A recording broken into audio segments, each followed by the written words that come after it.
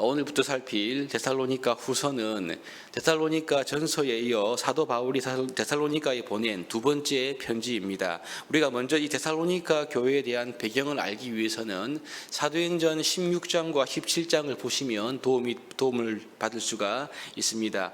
이 바울 일행이 아시아에서 복음을 전하려고 했을 때 성령께서 허락하지 않자 이들은 마게도냐로 성령을 따라서 그들이 가게 되었습니다. 지금은 유럽 쪽인데요. 마게도냐의 첫 번째 성이 우리가 잘 알고 있는 빌립보입니다. 이 빌립보에서 바울과 실라는 억울하게 이제 감옥에 갇히게 되었고요. 그래서 이 일을 계기로 빌립보 감옥의 간수장과 그 가족들에게 복음을 전하는 계기가 되었습니다. 이것이 사도행전 16장에 기록된 말씀인데요. 바로 이 빌립보 다음 바울 일행이 전도하러 간 지역이 데살로니가입니다. 데살로니가 사실 마게도냐 지역의 수도인데요.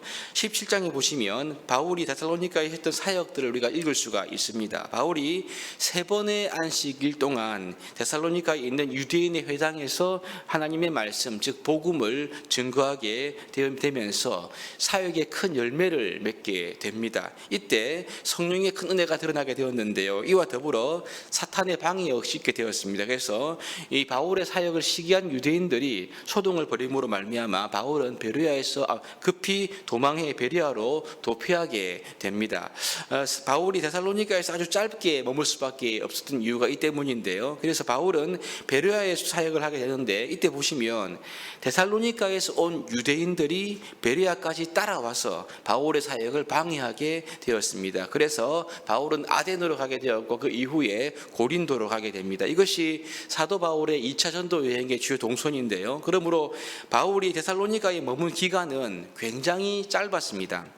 그러니 이 데살로니가의 교회는 사도 바울 입장에서 본다면 어쩌면 매우 어린 교회다 그렇게 볼 수가 있는데요. 이런 어린 교회가 가지고 있었던 여러 가지 문제를 교정하기 위해서 바울이 심혈을 기울여 쓴 서신이 데살로니가 전서와 후서인 것입니다. 오늘부터 이번 주간 살필 이 데살로니가 후서는요, 이 전서를 보내고 나서 1년 이내에 다시 쓴 서신인데요. 그래서 먼저 편지를 보내고 난 이후에 교회에 일어났던 이 문제들을 해결하기 위해 쓴 편지가 데살로니가 후서입니다. 그럼 데살로니가 전서를 보내고 난 뒤 바울이 이제 교회에 대해서 추가적으로 알게 된 문제가 무엇인가? 그것은 우리가 이 편지를 볼 때 크게 3가지 내용으로 우리가 압축해 볼 수가 있습니다. 첫 번째는 신앙 때문에 이들에게 여전히 더욱 심한 박해가 있었다는 것이고요. 두 번째는 재림에 대한 혼란이 교회 안에 더욱더 가중되었다는 것입니다. 마지막 3번째는 이 두 번째와 이어지는 것인데 이 때문에 교회 안에 게으르고 방탕한 사람들의 문제가 있었다. 이 3가지 문제를 크게 다루고 있습니다. 그래서 이 3가지에 대한 사도 바울의 가르침의 내용이 데살로니가 후서의 중심 주제로 이렇게 되고 있습니다. 우리 오늘 볼 내용은요 1장인데요. 1장은 이 서신의 시작과 더불어서 더욱 심해진 박해와 환난의 문제에 대해서 사도 바울이 이들을 격려하는 내용이 그 중심을 이루고 있는 것을 보게 됩니다. 우리가 아까 보았지만 사도 바울이 베레아로 급히 도망하면서 이 베레아에서 복음을 전했을 때 데살로니가에서 온 사람들이 여기까지 따라와서 방해했다고 그랬습니다. 여러분 그렇게 본다면 이 데살로니가 지역에 있던 성도들은 그 지역 사람들에게 굉장히 심한 강도의 환난과 박해를 당했다. 이렇게 우리가 충분히 짐작해 볼 수가 있는 건데요. 그런데 여러분 이렇게 사도 바울이 이런 데살로니가 교회, 즉 심한 환난과 박해 가운데 있었던 이들의 믿음과 사랑을 칭찬하고 있습니다. 이것이 3절 말씀인데 보실까요? 3절입니다. 형제들아 우리가 너희를 위하여 항상 하나님께 감사할지니 이것이 당연함은 너희의 믿음이 더욱 자라고 너희가 다 각기 서로 사랑함이 풍성함이니. 지금 데살로니가 교회의 성도들은 비록 박해가 있지만 그들은 박해를 당하는 가운데서도 그들의 믿음과 사랑이 점점점 자라고 풍성할 뿐만 아니라 이것 때문에 그 모든 박해와 환난을 견디고 인내했다. 이렇게 바울이 이들의 믿음을 격려하고 있는 것을 보게 됩니다. 여러분 우리가 예수님을 믿으면 만사가 잘 풀리고 잘 되면 좋은데요. 데살로니가 교회 성도들을 보면 이들이 믿음이 자라고 풍성해지는데 그와 더불어서 환난과 박해가 계속 있더라는 겁니다. 아니, 이 환난과 박해가 가면 갈수록 더 심해지더라는 것을 우리가 볼 수가 있습니다. 그럼 여러분, 이들이 믿음 때문에 당하는 환난과 박해를 어떻게 보아야 할까요? 성경은 이렇게 말합니다. 무릇 누구든지 그리스도 안에서 경건하게 살고자 하면 핍박, 즉 박해를 받는다, 이렇게 우리에게 말씀하고 있습니다. 여러분, 이 말씀에 의하면 예수님을 잘 믿으면 만사형통입니까? 그렇지 않습니다. 예수님을 제대로 믿으면 예수님을 미워하는 세상으로부터 이제 미움과 박해를 반드시 받게 된다는 것을 우리에게 말씀을 하고 있습니다. 여러분, 그렇기 때문에 박해는 하나님 나라에 들어가는 필수 과정임을 우리가 알 수 있습니다. 그리고 이 박해와 고난을 믿음으로 견디는 이 모든 과정은 오늘 본문의 표현대로 말한다면요, 하나님 나라에 합당한 자로 여김을 받는 그런 과정으로 우리가 이해할 수가 있는 겁니다. 여러분, 어떻습니까? 우리의 삶 가운데 고난이 있고 박해가 있습니까? 예수님 믿는 것 때문에 어려움을 당하고 있지는 않습니까? 기억하십시오. 예수님 때문에 당하는 모든 어려움들은 우리가 성도로서의 필수 과정이라는 것입니다.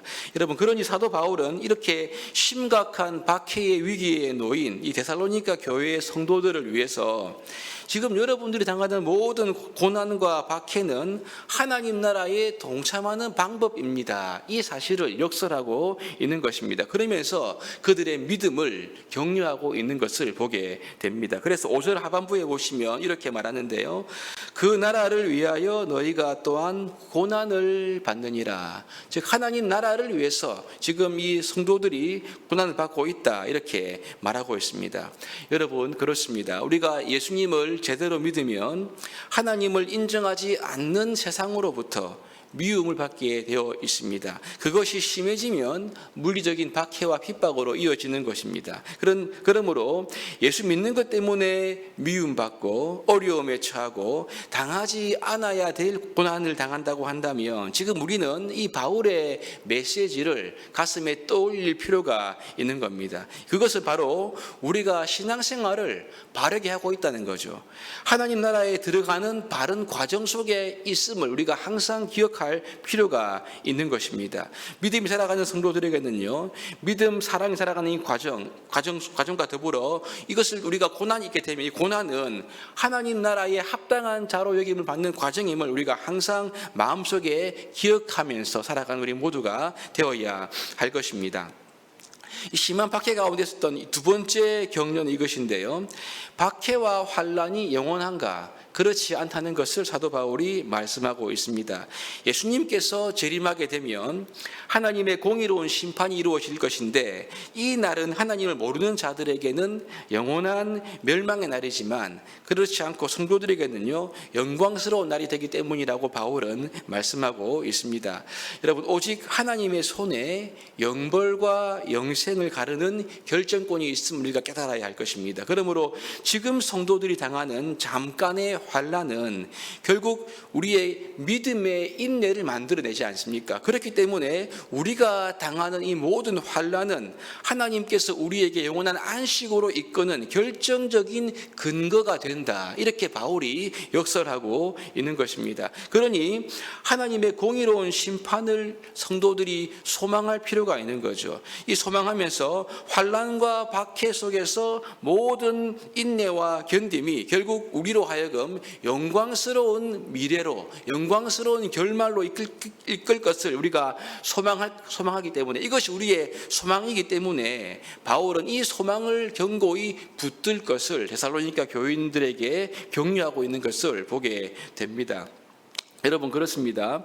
믿음 때문에 당하는 모든 환난에 대한 확실한 보상은요, 우리에게는 큰 힘이 되고 큰 능력이 됨을 우리가 반드시 기억해야 할 것입니다. 이 복음의 소망이 확실히 우리 가운데 있게 되면 어려움 속에 있을 때, 우리가 고통을 당할 때 그 고통과 어려움 때문에 원망하고 시기하는 것이 아니라, 미워하는 것이 아니라 오히려 사랑 가운데 용납할 수 있는 이유가 있는 거죠. 왜냐하면 우리에게는 소망이 있기 때문에 그렇습니다. 그러므로 모든 고난과 고통 가운데 사랑과 믿음으로 넉넉히 믿음의 길을 완주할 수 있는 그런 비결이 바로 복음의 소망 속에 있기 때문에 바울은 이 소망을 제시하면서 환난과 박해 가운데 인내할 것을 말하고 있는 거죠. 그러므로 그렇게 하면서 마지막 1장을 기도로 마무리하는 것을 우리가 함께 볼 수가 있습니다. 여러분 그렇습니다. 우리가 예수 믿으면 때때로 만사 형통이 있기도 합니다. 그러나 우리가 예수님을 제대로 믿으면 이제 이 데살로니가의 교인처럼 종종 박해가 있는 것을 기억해야 합니다. 여러분 그러나 우리가 모든 당하는 고난들은 하나님 나라에 동참하는 과정임을 우리가 그때마다 기억해야 하는 것입니다. 더 나아가 이 박해는 영원한 것이 아닙니다. 반드시 끝이 있음을 또한 기억해야 됩니다. 우리 주 예수 그리스도의 재림 그날이 오게 되면 성도들이 당한 모든 환난은 다 영광으로 갚으시고 안식으로 갚으실 것이기 때문에 우리가 최후 승리에 대한 이 확실한 소망을 붙들고 오늘의 어려움을 넉넉히 극복할 수가 있음을 오늘 이 말씀을 믿음으로 우리가 받아들여야 하는 거죠. 그러므로 우리가 처한 모든 삶의 현장에서 이 복음의 소망을 붙들고 우리가 선한 일을 기뻐하고 또 믿음의 역사를 이루어 나가는 우리의 삶에 더욱더 정진하고 믿음의 인내를 이루는 이러한 삶으로 나아가야 할 것입니다. 우리가 이 복음의 소망으로 모든 환난들을 능히 극복하시는 저와 여러분 될 수 있기를 주님의 이름으로 축복합니다.